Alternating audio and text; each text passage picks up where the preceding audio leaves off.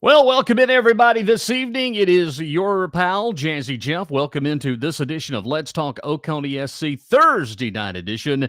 And I'm bringing my broadcast team to the forefront. Ladies and gentlemen, there's the music that I was looking for. It finally started on its own. Ghost and Goblins tonight. It has been a kind of a nasty day around the OC. Now there we go. You can't get over good classic music such as Earth, Wind, and Fire. Ladies and gentlemen, the Golden Tones tonight is Miss Cathy in the bottom of the screen. In the upper corner, it is Yerba. Hi. Hello, everybody. Okay, Chris. I mean, I'm giving you, it's your turn now. I mean, you know, you wanted the limelight. It's yours. I'm kind of shy. Well, all right. Hey, Crap. Where does anybody know where Rannie is? Is he gone? No. Did he go home? Did he Here. go home? He's not here. Well, Where you know is what? he? I'm paying him back for what he did this summer. You know, people don't know, and Rannie. Well, he doesn't really care, but Rannie spent 15 years in New York City before he moved to Virginia. How And in the this world hat did he I'm do that? wearing. Wait a minute. Now, how in the world did he do that when he talks Southern, y'all? No, wait a minute. So this is the hat he gave me one night when we were having a couple of beers. And I said, well, hey, I was about half lit. So I said, hey, let me pay for these. And he goes, forget about it. And I said, what? He goes, oh, shit. I said, Randy. He goes, all right. So he confessed. And he said, do you like the Yankees? I said, hell no, I'm a Cubs fan. He goes, well, So all I'm saying is I don't care he's from New York. I know people around here might get a little weird about it, but with his accent, There's no way. man. There's no way. No, his accent's as good as mine. But Is he still anyway, Randy from the block? yeah. Hey, you know what? Have him talk. He can talk like a mobster, really. And then when he says the best thing, like I said, he gets very shy and won't do it, especially if anybody's around. Forget about it. He's really good at that. So anyway, that's the secret. And now we know. Are you going to acknowledge the comment in the screen right now? Who's that from? My wife? Your biggest fan. Oh, she is. Your only fan, by the way. She's actually the president of my fan club. It's tough because she's got to manage the millions of fans that are tuning in. Well, folks, welcome in. It's a Thursday, and we have I think we can say peacefully and dignified that we have a swell of a show for everyone tonight. And the first thing that we're going to get into on the conversation is it's getting rough driving in Oconee County. This past Sunday night, if you folks are just tuning in, we had a very interesting little issue take place down at around exit 1 on I-85 in a road rage incident where a family was shot. Your thoughts, folks, on that? Cathy, I'm going to start with you first. I think it's horrifying. Being a mom, I can't imagine. I can't imagine just going somewhere and just randomly having somebody shoot into my vehicle with my kids. I'm horrified. I feel so sorry for that family and the kids and the mom and the dad. I hope they catch the person. I can't imagine what goes through someone's mind that they would shoot a gun at a family. I know there's such thing as road rage, but I really don't think there's an excuse for it. I mean, let's say this. It's not worth it.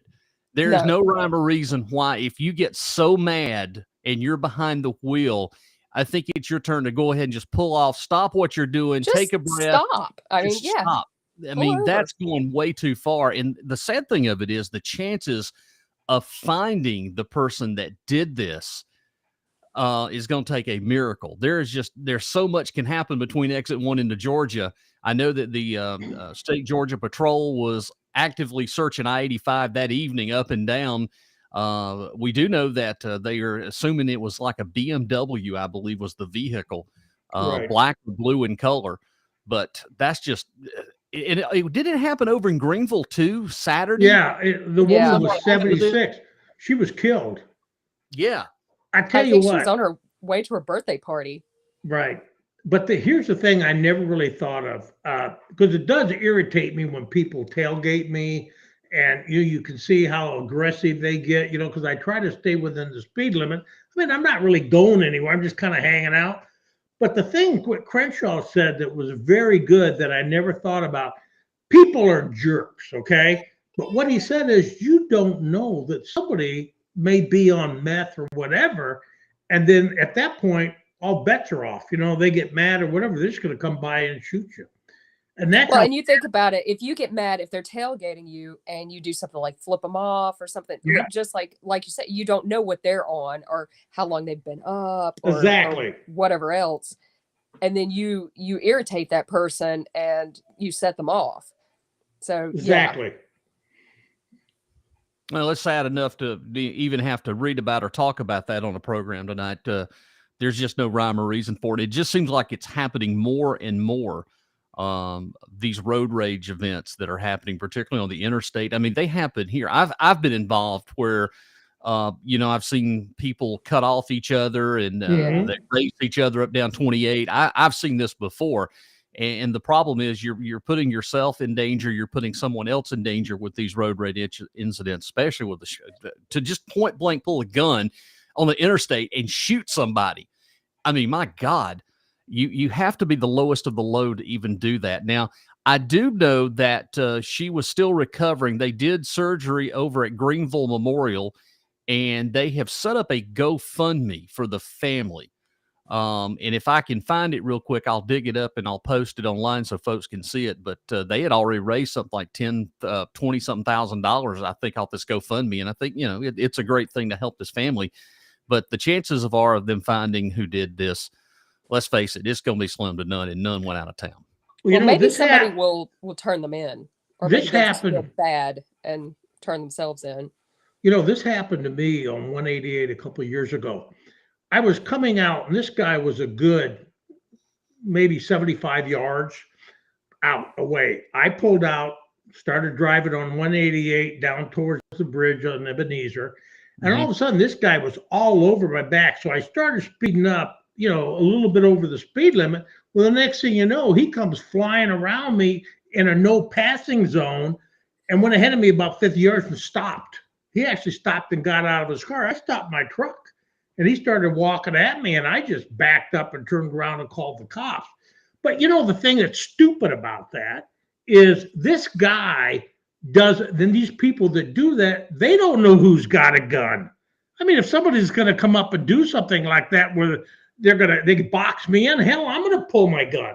So it's just people on both sides need to just relax and understand, is it really worth it to do that? To the point that you're going to lose your family, or you're going to get hurt, or you're going to hurt somebody. It's just stupid. I absolutely agree. It is absolutely stupid, crazy, and unfortunately, I believe that's the day and age in which we live, and it just seems like it's getting worse and worse. It is getting worse. No matter wherever we go. Well, we've talked about that. We've got a whole bunch of stuff to talk about, and I want to leave it up to you to where you want to head with the show tonight. Do you want to go ahead and talk about? It seems like I want to talk about Sewer South. That's what I thought you were going to say. Sewer is just one of those words. I'm going to take my glasses off for this. Oh, yeah. You need to take the hater blockers off. So, Chris, I'm going to let you start on this, and then I'm going to chime in with some things. But this is getting out of hand. I mean, I know, and it stinks, too. It really stinks. High heavens. I know. I mean, I don't have much of an opinion, but I will offer it. Okay, so here goes. No opinion? All right, so we had this council meeting. Now, let's think about this. We had a council meeting, and the first thing that happened is the county ordinance requires people to vote. Correct. So what happened was Don Mize and Glenn Hart decided not to vote. Okay, so a very first one. So then you got Elliott and you got Davis there trying to figure out what the hell do we do? We got a county to run. Well, then we come up with this article where Glenn Hart's trying to explain why he didn't vote, and I have to read this because it's about the craziest crap I've ever seen.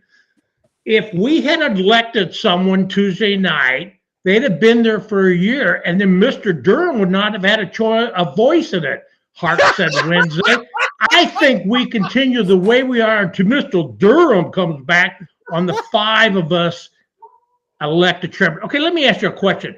Durham is suspended. Durham's been charged with serious felonies.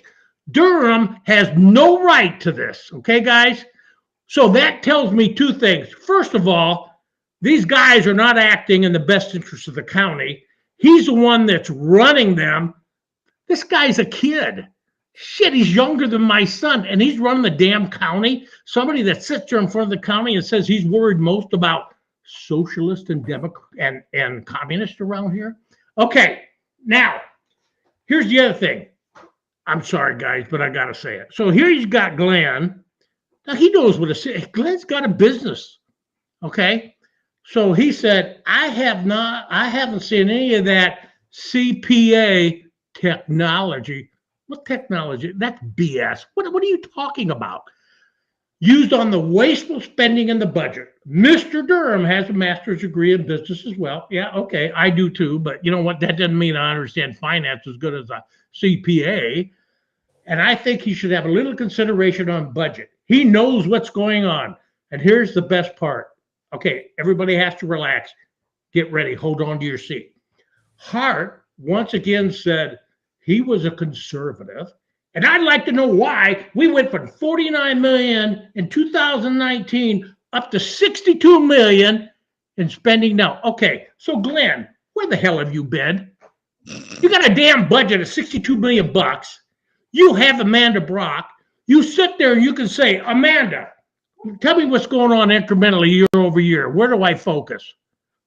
Right here. It's in rent, or it's in the landfill or whatever. And he said, what does he want? I mean, think of that. This guy gets paid by his constituents, and he's sitting there asking a stupid question like that. And he's going to have somebody like Durham, who's never run a business, is going to say, well, geez, I think it's because they're spending all this money on toilet paper. Really? Well, why is that? You know, let me interrupt you real quick. We have a listener. Sorry. We have a listener that's made a good comment. I don't know, but this is a great comment. Benjamin Dover checks in. Does anyone else find it coincidental that Mai sat in Durham's chair during the meeting? You know, I made a reference to that. I thought it was kind of unique that you had John, of course, in the middle. You had Julian on one side, and then you had Glenn and Don together. But what I have been told that there's other things that was in play that night at county council meeting. So Yerba and I, the next council meeting, which is the 17th, we're going. You and I are going to the next council meeting because we want to see for ourselves if something going on. We think yes, I agree. Jeff asked me, and I said I would be his date, and we are going to go.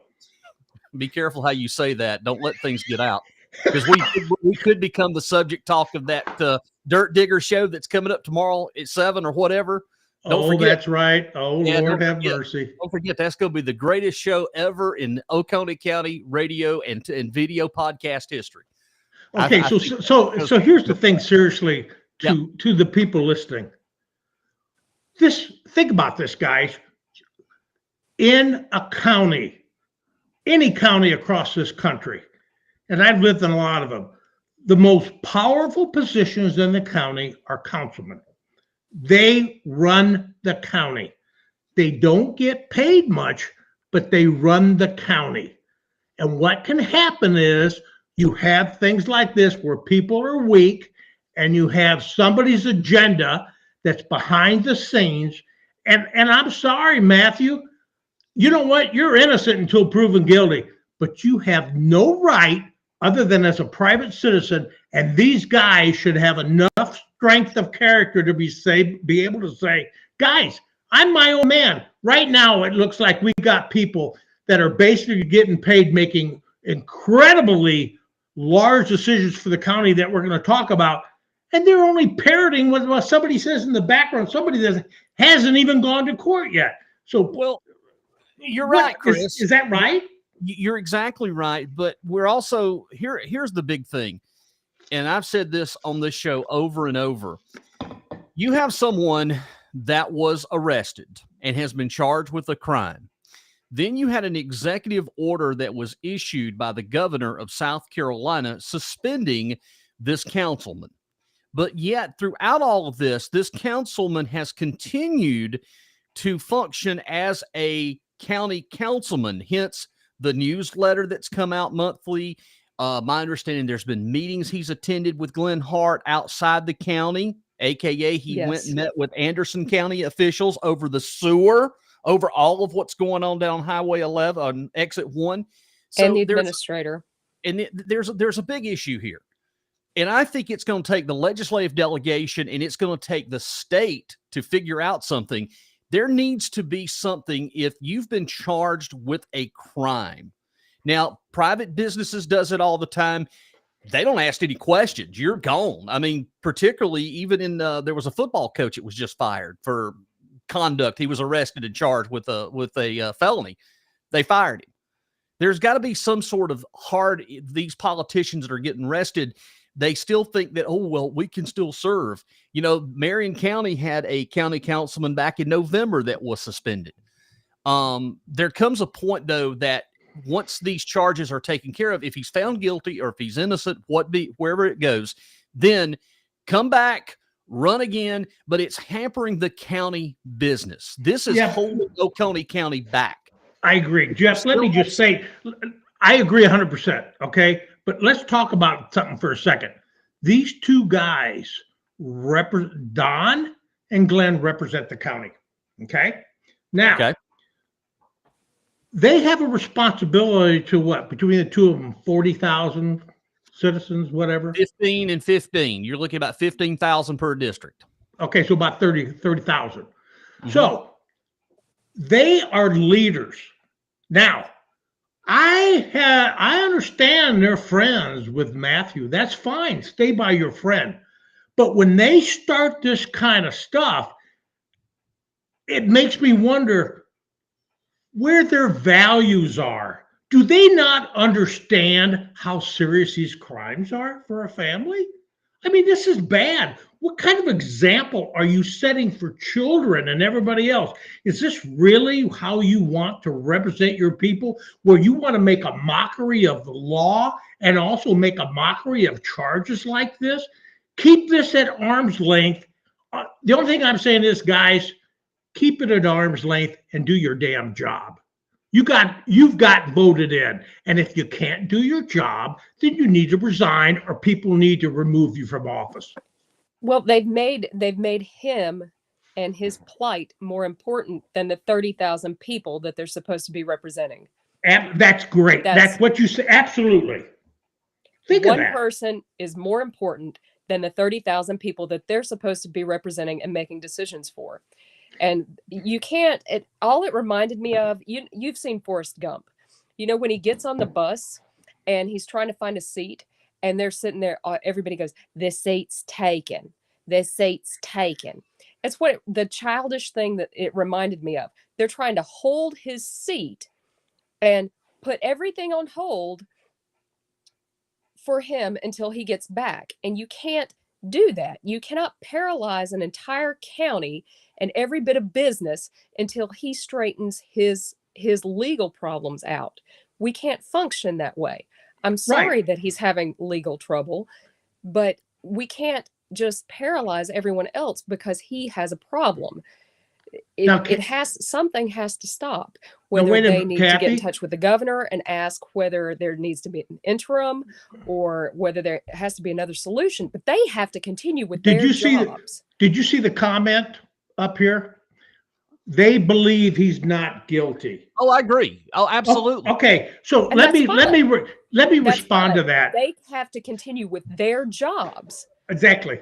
But here's the thing. They believe he's not guilty. Okay. That's fine. But he was arrested and he's charged with felonies. So he has no right to do anything with this county. And now what I'm seeing, and this is my opinion, my sense is he is controlling these guys from the background. And that is bad. Yeah, they're allowing their personal relationships with him to influence their jobs with the county and Right. how they represent their constituents. And they can't do that. I They Why think can't I is do it would that. any If why is his it if any different than a business? Right, Kathy? Is it any exactly, different than why is it any different than anything? I mean, you you're a can't do leader? that. You couldn't do that at work. You couldn't do that Hell if no. you were in a church. You couldn't do that anywhere. No way. I You are kept at arm's length because of liability. Right, Jeff? oh, I agree. I totally agree. And I this think makes I a would mockery. well, I would feel better if there had been an interim appointed in the seat. Absolutely. That way, county government can continue to function as it is. The problem that you only have 5 districts in Oconee County. I think Oconee is big enough that there needs to be 2 more districts added. We're at the Yes. threshold. We're at the point now that Oconee really needs 7 districts, because if you take a look from, say, the Bayshore area over here all the way down to Townville area, you've got enough to split the districts in 2. And you Yes. could create one between Tomasi, Salem, and Walhalla to give a better representation throughout the county. Because right now you have District 1 encompasses one area all the way to the top of the mountain. And you've got 2 sets of demographics in there. Well, Westminster District 4 is the same thing. Then you've got District 2. You've got District 5 and District 3. It's a wide demographic. This is not the 70s. This is not the 1960s anymore, where we have a population of 50,000. We're touching over 80,000. Probably in another 10 years, 85 to 90,000. It's time to increase the districts in Yes. Oconee County for Right. better I agree. representation. And you know what? Here's the thing that people miss. You have a group of people in this county, and the sad fact is they will say, well, you don't understand because you didn't grow up here and this is the way it is. Okay. So let me explain how economics works. Okay, guys? We're all taxpayers. I'm paying taxes just like you are. I have the same right that you do. And I tell you what I demand as a taxpayer, I demand good governance. I don't want to feel like I'm sitting in this place in Mayberry and I got people scratching each other's back that to the detriment of my family, they're making decisions.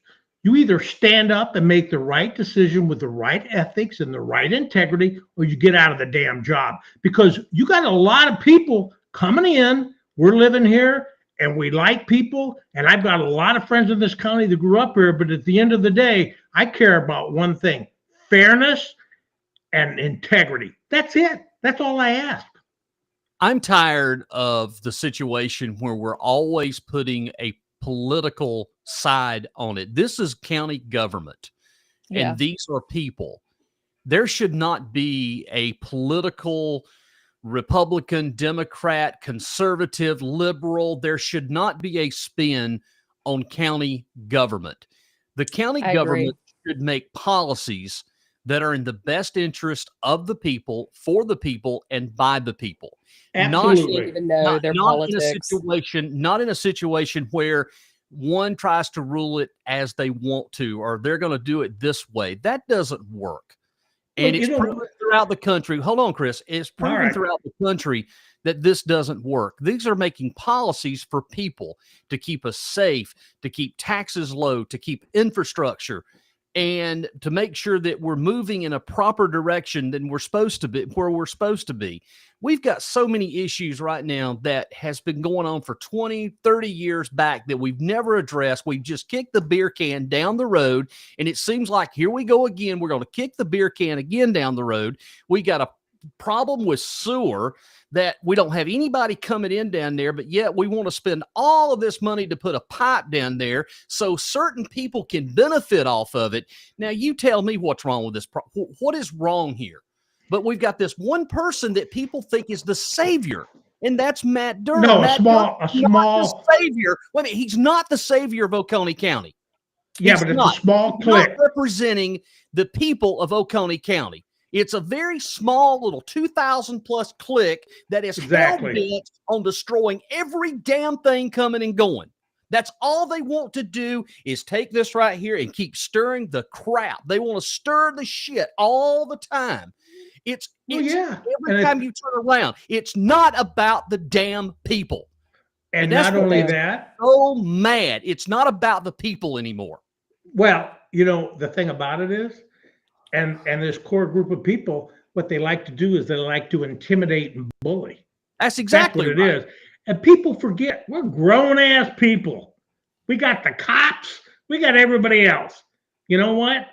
I can't fight people, but I sure as hell can raise hell and file a complaint and everything else. I don't. Let's look at this. You got this county of 80,000 people. We got serious issues when it comes to managing the budget, okay? I look at people like Elliott and Davis. They're Republicans. I don't give a shit if they're Republicans. Elliott's a business guy. Davis runs a business. These guys are common sense people. When they're getting into these decisions, the furthest thing from their mind is, well, I'm a Democrat. Nobody cares. But I can tell you what the difference is. Look at how much time we wasted last year with this sanctuary for the unborn. That is what I'm talking about. That is immature leadership, subjecting 80,000 people to that wacky stuff that had nothing to do with county governors, burning all that time so you could sit up there and say, hey, you know what, nobody cares. Nobody cares. This is a business to run. And if you can't do it, then you need to get out of the jobs. Hey, Terry just checks in with a very good point. And Terry, I think you're right when you say this. The ones you're talking about believe they are the people. What does that mean? That means that they think that they're that small minority, that they represent everybody. No, they don't. Think, we know that, and you know that. Okay, sorry. But it's true. They believe that they represent the complete majority of everybody in Oconee County.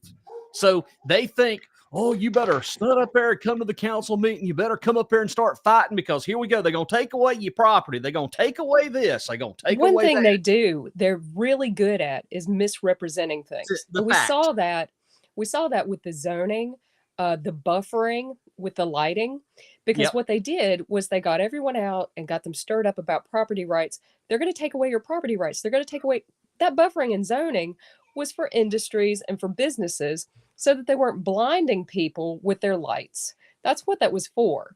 So that when you cut down 100 trees, you were going to have to put a few back up so that you didn't blind people with your lights in the roads and that kind of thing. It was for businesses. It was for the benefit of residences. It was for the benefit of people driving down the road. And who came out? It wasn't businesses. It was residents. And it was people thinking, oh, they're going to make me put up trees. They're going to tell me how to put trees in my yard. That wasn't it. They just went on what they were told.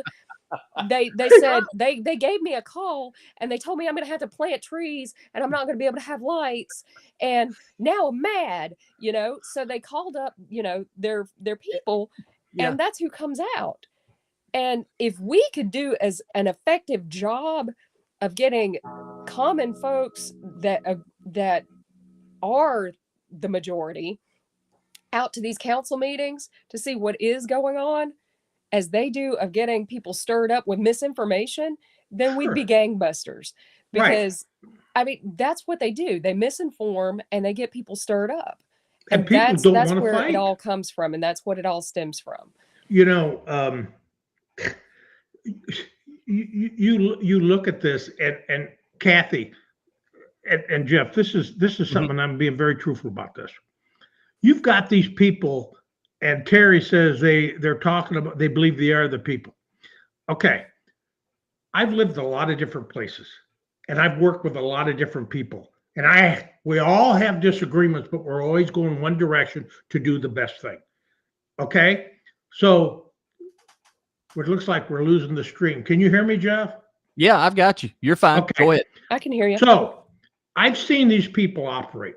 Cathy made a very valid point about the misinformation. I've seen the bullying. I'm going to tell people this. I like to have differences of opinion because that's how we become the best and how we make a better environment for our families. But this group of people that we're talking about, and I'll say it, and I've said it before, I don't believe a word they say. I don't trust them in the least. And it's not because they're people that aren't very pleasant. It's because I've been around long enough. I've heard what they've been talking about. I don't trust them, period. A lot of problems, and I've heard this from numerous people, even when I was on the campaign trail. A lot of folks don't like to come to the council meetings because of the simple fact, and we've seen this before, of the intimidation factor. Absolutely. They come up there, they want to speak, they have legitimate concerns that they would like to be able to voice to their county council, but if they do, they are mocked, they're made fun of, they're posted on Facebook by Lucy and all the crew. So there's a lot of people that don't want to come because of the targeting, so to speak. And they do that on purpose. And they do it on purpose. That's why you can't get other people to run for council or for other boards. I mean, because that's why I firmly believe that's why you can't get women to run for council. I mean, what woman is going to want to be subjected to? And that's what we need on council. I'm not going to disagree with Chris. I'm not going to disagree with you. I think it would be good to have a woman on county council. We have had one before. We had Etta. That didn't go too well. That went south quickly, and I think in the second term. But I think it would be great to have a female's perspective on county council, because that kind of would balance a lot of what we see it's going on. It would have a balance, because right now it seems to me that it's no way right now, because there's no majority. There's no way to get stuff done. And folks, I'm going to tell you this, that it's only going to get worse. This is not going to get better. County government is total disarray right now, because we're getting ready to turn the corner. We have a budget season that's forthcoming. So you're going to start talking about budgets and all of this. And if we go back to Glenn Hart's main thing, we need to wait till Matt Durham comes back, we're in trouble. Because there is no way going forward that a budget can pass in Oconee County. If you've got two over here, that makes him really look bad. I'm telling you, there's no way path forward if we go through this. If you're betting on Matt Durham coming back, and that's what you're betting on, we are in trouble. We've got two trials. We've got Kevin Mailer. Is it Kevin Mailer?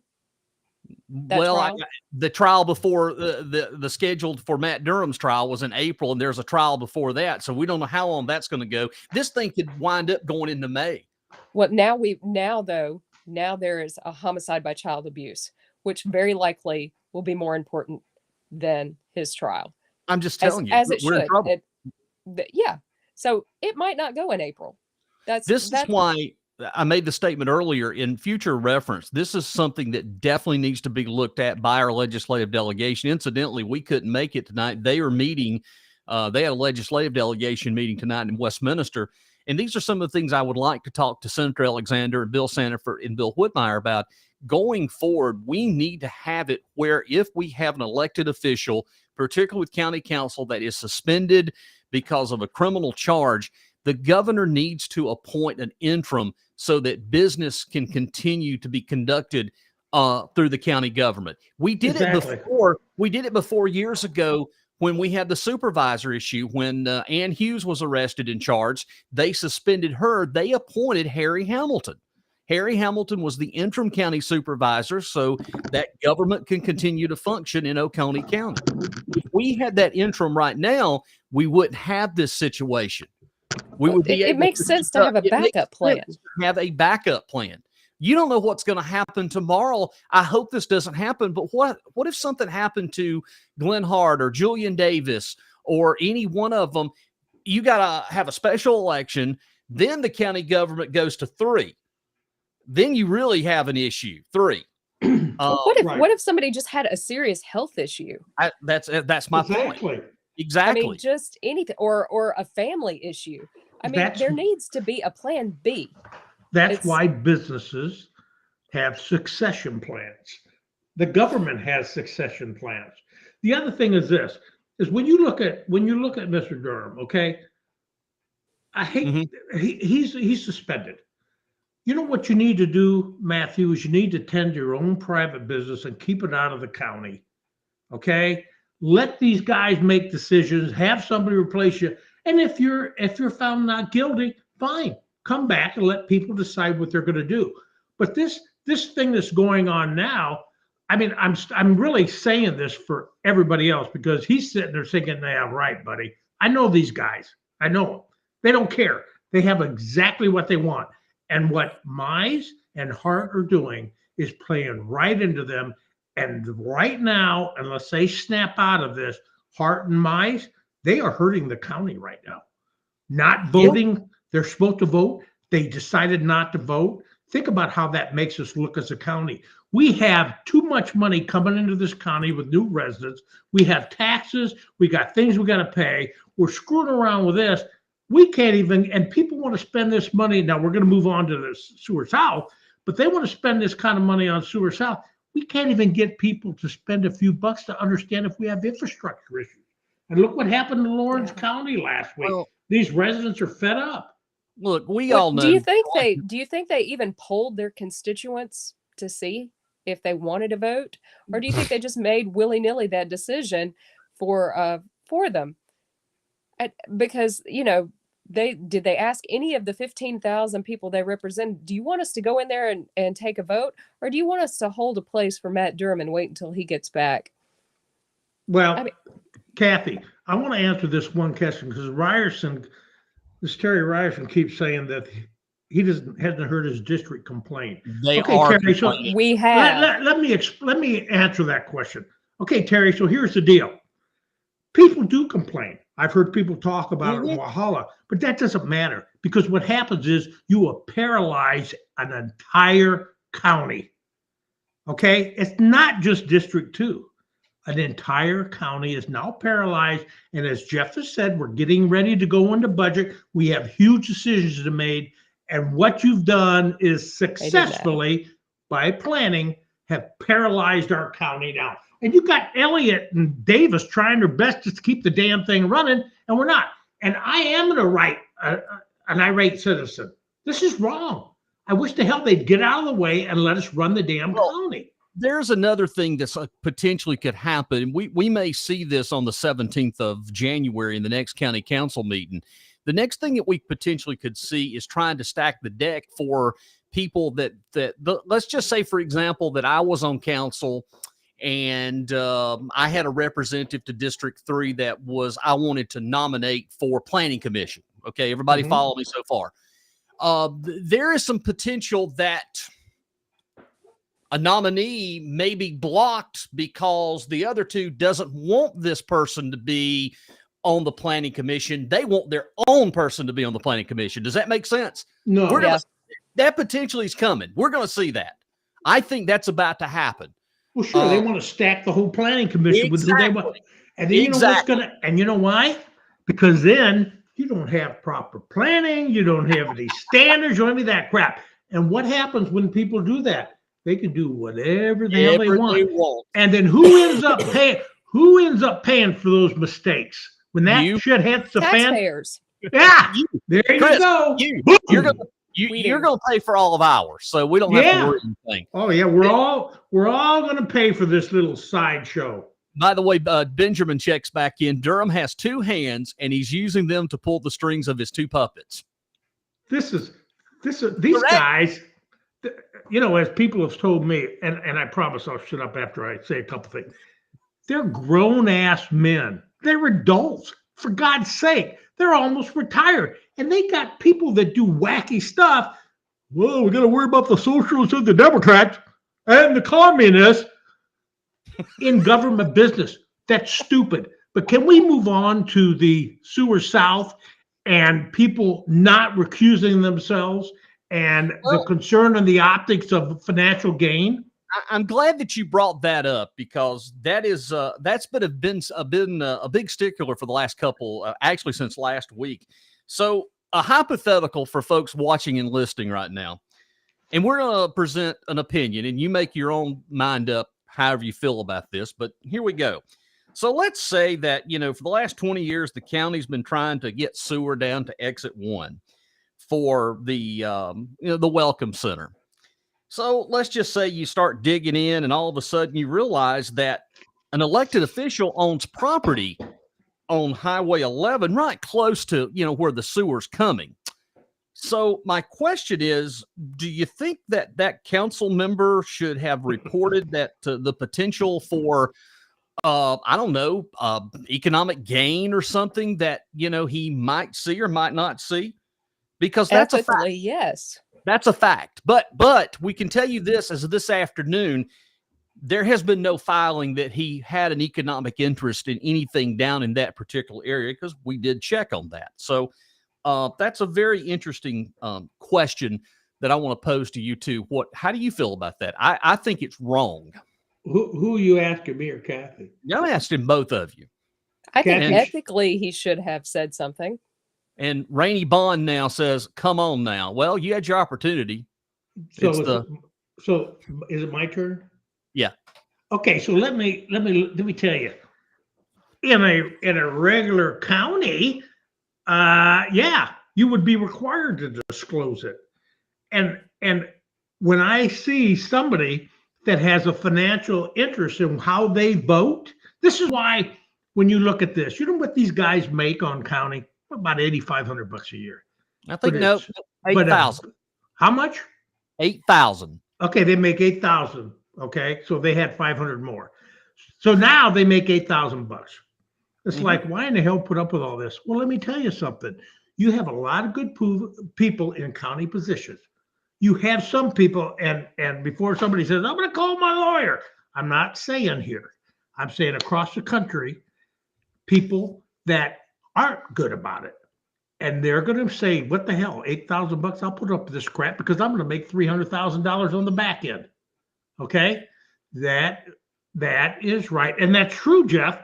That is why good governance requires you to excuse yourself from these types of decisions. And the thing that bothers me the most, I don't think that Glenn understands that. Now, maybe not disclosing it, he might have forgotten it, but it's like when I saw that, I'm like, are you for real? You really don't think that we're concerned about you making a vote on something, spending millions and millions of dollars, and you have an opportunity to feather your nest, and that wouldn't bring people out here and say, what the hell? Listen, man, that's my money you're spending. My job is not putting money in your pocket. You don't get a vote. You know what, though? He could just be nice and donate the land. Well, yeah. Let's give him the benefit of the doubt. He could donate it.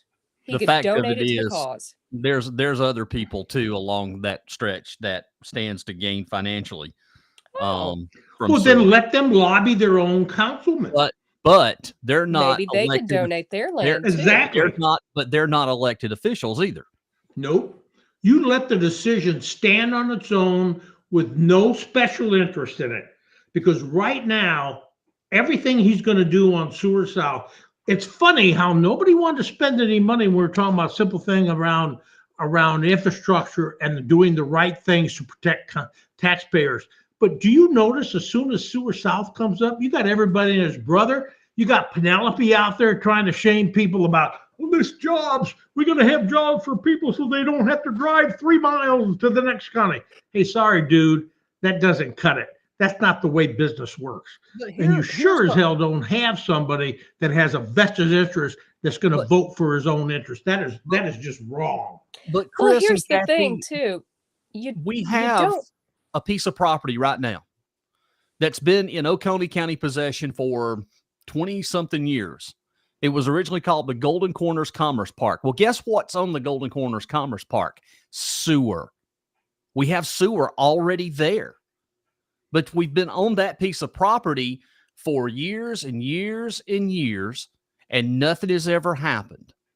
So why are we all of a sudden jumping up and needing to rush sewer down to exit 1? Well, there's a potential to put Patriots Point or Penis Point or whatever it is down there. Well, listen, that's been talked for about 30 years and nothing's ever happened.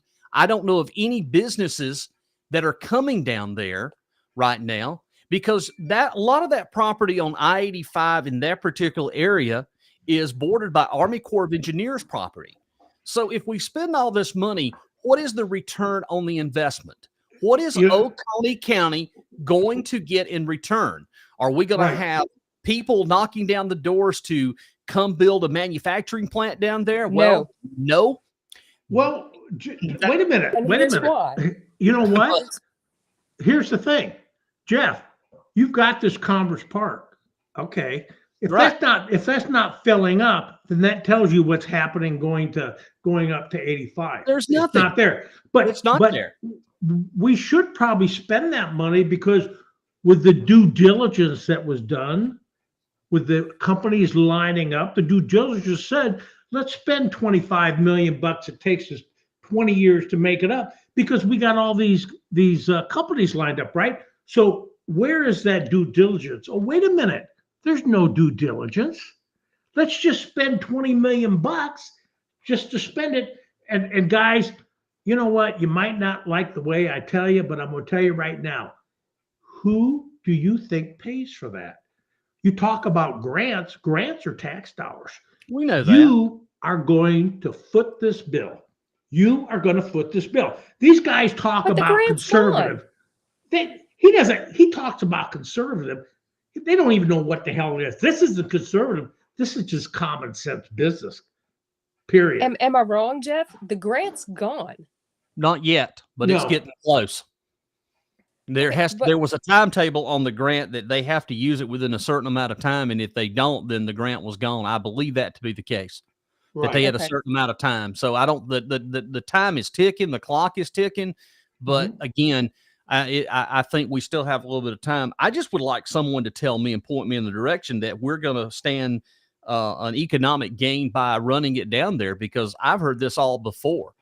I've heard it for years and years. Oh, we got to get sewer down there. That's going to bring the industry in. Well, no. If you're an industry, say you're something like Michelin or Volvo, and you're going to build a plant. Are you going to build it somewhere that already has all the amenities, that has restaurants, that has hotels and things like that? Because you're going to be bringing in people.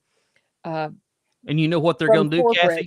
They're going to get on I-85 north, and they're going to go to exit 19 and go to Anderson, South Carolina. Right, where when your corporate people come in, you have places to feed them, you have places to put them up in hotels. You might even go to Greenville, where you're closer to the airport. So, I mean, we're years from being built up. Well, Kathy, we only have 4 miles. We only have 4 miles of Interstate 85 in Oconee County, and border on each side is a lake. And a lot of that property in there is Army Corps. See, they still have to get the approval of the Army Corps of Engineers to put the pipes under Lake Hartwell. I don't even think they've got that yet. They've not even sent out that to get the approval to do that yet. And the cost of boring under the lake is going to be exorbitant compared to putting sewer. Absolutely. Does everybody know that they're boring under the lake? Yeah, well, most people do, but yeah, it's true. You've got to bore. The plan was to bore it under. Well, I mean, my God, you're going to bring it down 59 to exit 4 there, and then you're going to take it down. Well, you got a lake right there. You got a bridge that goes over a lake, so you got to put the poopy under the ground. It's got to go under Hartwell to get to the other side down towards exit 1. Right. You know what? Here's the thing. And I'll tell you what, Elliot knows what I'm going to say. Elliot knows exactly what I'm saying when I say this. So we've been sitting here and we've been saying, well, I mean, what about this? And then they go 4 miles and blah, blah, blah. Okay. These guys are sitting there pushing this. And we're sitting here saying, well, blah, blah, blah. Okay. You want to spend that kind of money? Where is the justification? It's no different than when I had a budget and I had people wanting a piece of everything. I tell them, and they'd say, "Hey, it's great for customer service." I said, "Yeah, what does it give me? Does it give me more sales? Do I reduce people? What does it give me?" And then I'd say, "Oh, it's going to do this. Good, you sign up for it." "Oh no, I can't do that. I don't know for sure." Then don't ask for the money. And what's happening here is you got Penelope. Oh, it's got that. It's like, okay, show me the facts. Where's the money? What is it going to bring to the county? Because what I'm going to do, I got to fund it with taxpayers. And taxpayers are going to say, what the hell? You're going to spend this money and my taxes are going to increase. But it won't increase if you have businesses coming in. So where's the proof? Do you have a projection? Who did the projection? Are you 90%? Of where you think it's going to happen, or are you like 5%? Right? What's going on? Strap the pipe to the bridge. I like that one, Terry. But yeah, Morgan's comment, that will never freeze. Morgan's comment was the best. Going under the lake sounds like Gru's plan to steal the moon. Super practical. Right. But guys, here, you know, I know it's so ridiculous. That's why I get passionate about it. It's just so stupid. Here's the thing. I'm not opposed. I'm like, good God, we got 60-some million dollars and we want to spend 25. You want to spend that kind of money and you want to tag taxpayers? Well, then you have to prove to them it's a good investment or you don't put it in, right? Well, how's about we spend that money and put it back up here, centrally located, so the people that are paying for it get to use it? How about, and it's a surefire thing. I've got a better idea. How about we all stand up and start asking questions about this damn broadband internet in Oconee County that no damn body's got? Oh, yeah. A couple of years ago, I was so happy. Now I don't get squat. Let me talk about that for a few minutes, because in the next couple of shows, we're going to take a look at broadband infrastructure in Oconee County and how you, the citizens, are getting screwed. Because the best way I got 8 gig. Yeah, well, the best way that I can put megabytes. Yeah, well, we spent all this money back in 2012 when we were granted the application for the grant for the Oconee Focus Project. Do you all remember the Oconee Focus Project? Yep. You remember, Cathy, where they put in all the fiber lines throughout the county? Vaguely. Okay, well, we spent like $9 million plus. We added to it for the taxpayers. And we were all going to get broadband internet. Every one of us, you're going to have access to broadband internet. Well, they gave it to a local company, and that didn't go over too well because, number one, they dropped the ball. So then the other company came in as a brand new company called Upcountry Fiber, ladies and gentlemen. And they went and they took the lease over from Oconee County, and everybody was going to get internet. Everybody. Whoa. Well, guess what? The folks up on Toccoa Highway, y'all don't have internet yet. The folks up on Mountain Rest, y'all don't have internet yet. Rannie, we know, doesn't have internet. But I find it odd, in particular, peculiar, that $1 million subdivisions in Oconee County are getting fiber internet when they already have 2 high-speed internet providers. Where's that happening? Right across below you on 188 Kiwi School Road. That's not rural. Okay? Rural folks in Oconee County are desperately seeking internet that they don't have. But the sad thing of it is the county fiber runs right through that whole area. Chattooga Ridge Road is a great example. At a third source, correct. They have Vi Cable already. They have AT&T already. And by the way, here, Cross Creek over here just got it. Cross Creek, the golf course just got it. But yet, the rural part of the county, what this was designed for, the rural part of Oconee County, which does not have internet, they still don't have it. But we spent $9 million. Sounds to me like favoritism. $9 million. But we gave this went over the county, gave it in a lease to the new corporation called Upcountry Fiber, which is a joint venture of Blue Ridge Electric and a joint venture of WC Tel out of Greenwood. But yet, They're putting fiber in places that already have broadband. Cathy, here's Cathy's St. John. She just proves my point. Wow. They have 3 choices now over at Cross Creek: AT&T, Vi, and Upcountry Fiber. Now, you tell me what's wrong with that picture. I got one choice: take it or leave it. You got one choice. They're going after the high visibility areas that they could make the quick buck, and to hell with the rural county. Wow. Important people at Cross Creek. Well, all over, particularly here, my neighborhood. I'm inside the city. I had fiber. I had Vi, which is the internet provider, Vi, and AT&T. Well, we got Upcountry Fiber in the neighborhood too. You got 3? And I'm in the city. I got 3. Now, you tell me what's wrong with this picture. But we're going to break it down in the next couple of shows because folks need to be aware of what's going on. There's folks out on the Toccoa Highway that has the county fiber in the ground, but they don't have it. Mountain Rest, Northern Walhalla, these particular folks have the county fiber, but they don't have internet. Yeah, I can remember, it's been several years, but I think it was Earlstead Road, which really is right outside city limits. They couldn't get internet. And that is really right there near town. Yes. I mean, right in town. And they couldn't get internet for the longest time. So there's definitely an issue brewing, and people need to be aware that your tax dollars, that whole project, the money seems to be funneling outside of Oconee County. It's not staying within Oconee.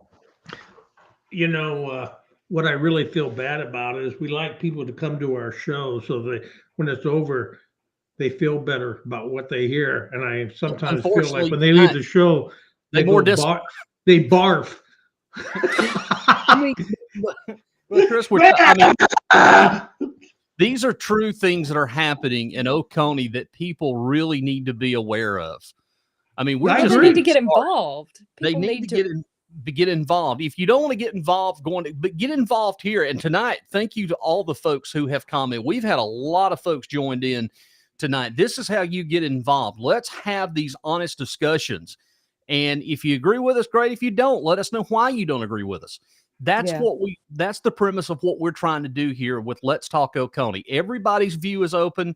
We want to hear from you. We're going to tell you our opinions of how we feel about things.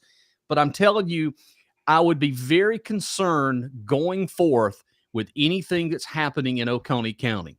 Now, I do want to mention one other thing before we get ready to get out of here. Tuesday night, the city of Seneca had a proclamation, and this is the 150th year of the city of Seneca.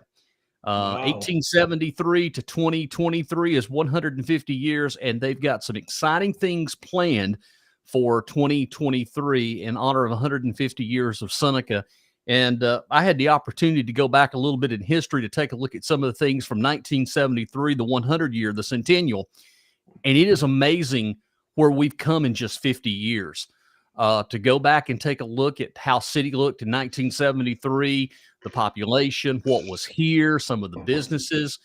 It's an amazing thing to go back and see. We have really, the city of Seneca and the Seneca area has really grown in 50 years. It's beyond comprehension if you go back and take a look at some of the stuff. So I'm excited to be able to feature some of this going forward the next few months, up until the August is the big thing for the 150 years. But it's amazing to see where we've come. And, you know, we owe a lot to Oconee Nuclear Station and the Kiwi Toxaway Project. Had it not have been for that, there's no telling how Seneca would look. So Lake Kiwi and all the area, we owe a great deal of gratitude. Oconee does owe a great deal of gratitude to that project. It really has put us on the map, and it has taken care of this county for 50 plus years. So that was one of the things I got to attend Tuesday night. I was thankful to be able to be a part of that. So we got some positive things coming that we can talk about. Good. All right. Anything else from you guys? Yeah, I have one last thing. So all right. this is to Hart and Mize. You know what? When you guys think about it, and you look at the 80,000 people across this county, you're also you all represent your district, but actually what you do is you're working together to represent all of us, because without working together, we don't get anything. Right now, perception, especially after this interview with Glenn Hart, and what we heard was happening in the last council meeting, you guys are basically very myopic on what you're doing.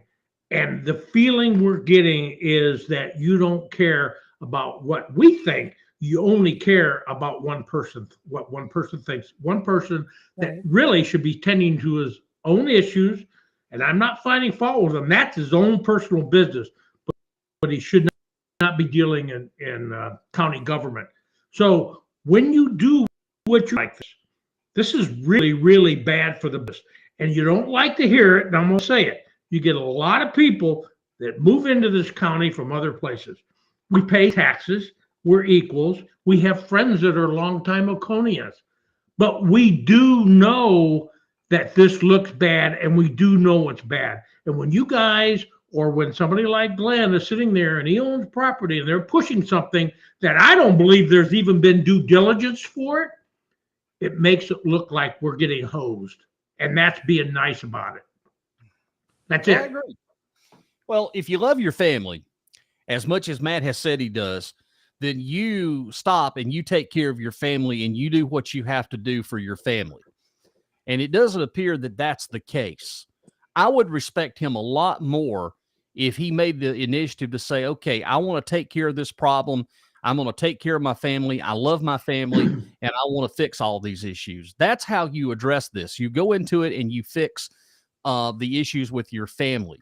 Then, if you're found innocent, then you come back, you run again. But right now, he does not have the best interest of the county at heart. But right. He needs to take care of his family. If there was one advice I could give him, he better take care of his family. And he better do the right thing. If you don't do the right thing, when this thing comes to trial, it's just like he's just oblivious to it. It's like, I'm going to be found innocent and I'm going to do what I want and to hell with it. But you do have a family at stake here. Those are the people that I worry more about, is the wife and the two kids, because, the two kids are having to face all this. And I know that they have questions. They're trying to be shielded from it. But later in life, this could come back to bite him in the butt when they get older and they find out what all of this was about. I see some major issues heading that way. So if you want to take care of your family and you love your family, you need to do what's right by doing that. And when you get all this settled, then you come back. Then there's no issues with me. But that's his own private business that he should. At the end of the day, when you move that aside, because he shouldn't be dealing with this, Mize and Glenn Hart are not taking care of us, period. I'm telling you, there's some folks tonight that's questioning Don Mize. We've got Benjamin Dover. We know what he's right. Excuse was, but what is Mize's excuse for not voting? I don't know. Mize was his own guy, and I have no idea what's going on. But you know what, Don, if you are not willing to do it, then you need to resign. Glenn, you need to resign, or people need to recall you. I mean, if you guys aren't willing to stand up and do what's right, then leave. Get out of it. Go become a private citizen. I cannot sugarcoat this anymore. I really Me can't, neither. because the truth of the matter is that this is very serious. And when I watched that council meeting last Tuesday night, and I saw the look on both of them's eyes, like, I'm not voting, that told me a whole lot that I really, I saw. And they didn't do their jobs. If they're not going to vote on that, are they going to vote on anything? Are they going to accomplish anything? They didn't do their jobs. You're exactly right. They need to be fired. I don't know what's going to happen, but I do know that my heart and mind tells me that we've got some troubled days ahead in Oconee County. Yeah. And the 17th, we're going to see. We're actually going to get to see some things. I think there's going to be some votes coming on some major topics, major issues that has a significant bearing on which way the county is going to be heading for the next 5 or 10 years. One of those I've mentioned before is a fire contract. If he votes no for that fire contract, front page of the paper on Wednesday morning, he's going to be assassinated in the paper. It's coming. Is he I going to already know say that. anything though? I mean, has he voted on anything at all since he started? Or is he just gonna be silent? I would hope that he would do the right thing and vote and not vote how he needs to vote with the constituents. But I can't sugarcoat this anymore. This is a major issue, and it's going to get worse. And Jeff, you know what's going to happen is people are going to get a reality check. They're going to listen to this crap and they're going to say, oh, okay, well, they're not pretty good. They represent us. Okay, guys, when you get clobbered on your taxes or you have issues or services or infrastructure issues, guess what? Politics goes out the window. But the time to deal with this is now. If people aren't doing the job, you take them out. They have to leave. They need to resign or you recall them. Because right now we're at a crux, just like Jeff said and just like Cathy said. Either do something or don't complain 9 months down the road. I want to mention real quickly that our good friends Luke Moore and Jennifer, they're going to be having a special More to the Story coming up. I believe it's going to be on tap this coming week or next week. They're going to be interviewing Julian Davis. And as soon as they do that, we will have that on Let's Talk Oconee for our listeners as well to watch. So that's going to be coming up. So you can actually go to our website at letstalkoconeesc.com, and there's a link on there that you can follow More to the Story with Luke and Jennifer. You'll see it on our webpage. All right. Next week, are you guys good with Wednesday? I think Rannie can be back next Wednesday. Yep. Are y'all good with Wednesday? All good. Well, I'll have to make time, but I guess so. All right. Well, also, too, if you missed any of this show, we air the rebroadcast Saturday morning at 8 o'clock. So if you missed the show and you want to go back and drink a cup of coffee and watch it again, Saturday morning at 8 o'clock on LakeKiwiRadioOnline.com, plus on social media as well on our Facebook page and our website. You'll be able to see it once again. Yerba, we appreciate you as always. Good job tonight. And you got plenty of airtime tonight. Rainey didn't interrupt. I'm not complaining. Hey, one thing. Guys, we do this show for a reason. We have passion for a reason. No matter what people say, they like it or they don't, you need to understand. We talk a lot amongst ourselves here.